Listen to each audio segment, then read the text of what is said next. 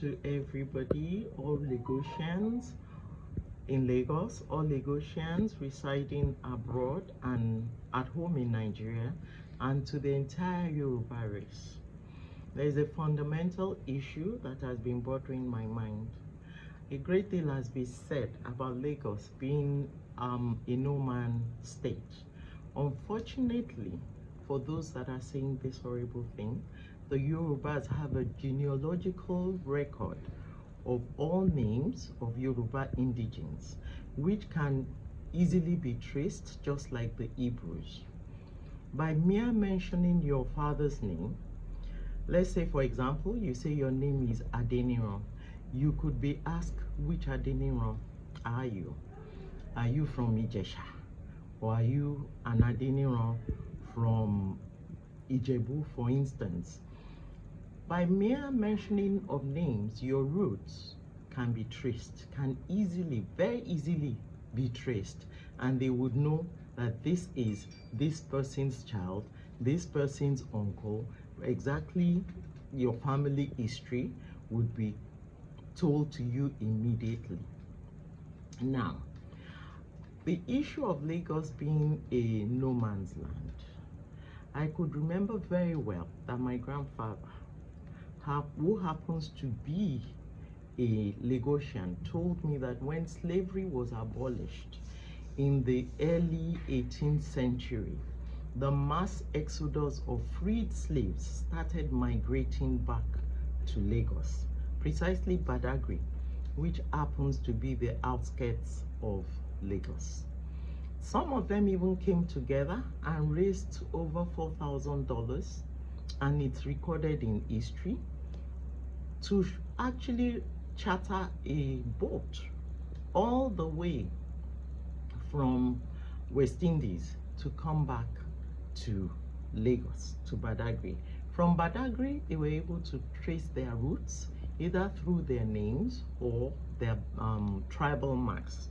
They were able to trace their roots to all their towns and villages, which puts paid to what people are saying, that Lagos is not anyone's state.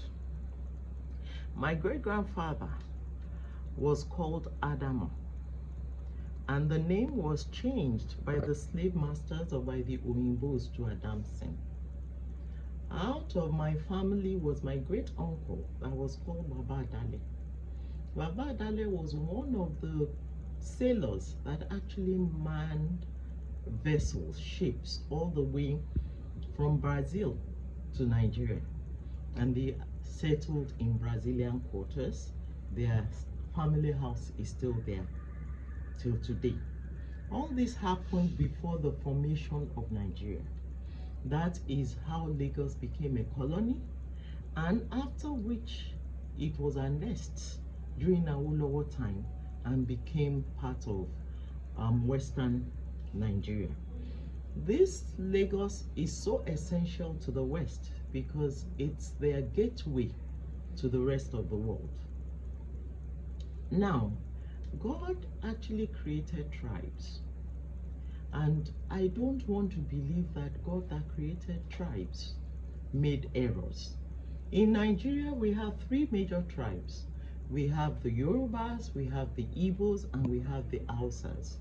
And in Numbers 36:9, the Bible says, neither shall the inheritance be removed from any one tribe to another, but every of the tribes of the children of Israel should be kept to themselves as their own inheritance. Why will another tribe desire to take away what is the inheritance of the Yorubas? We cannot be more righteous than God that actually created human beings and created us according to tribes and according to later formed nations.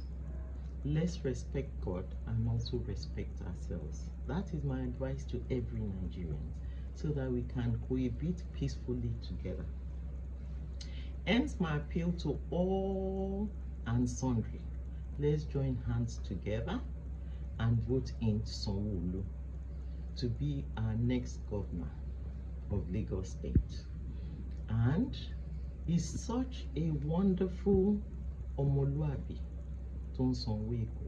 The Lord bless you as you vote in Sanwo-Olu. Thank you.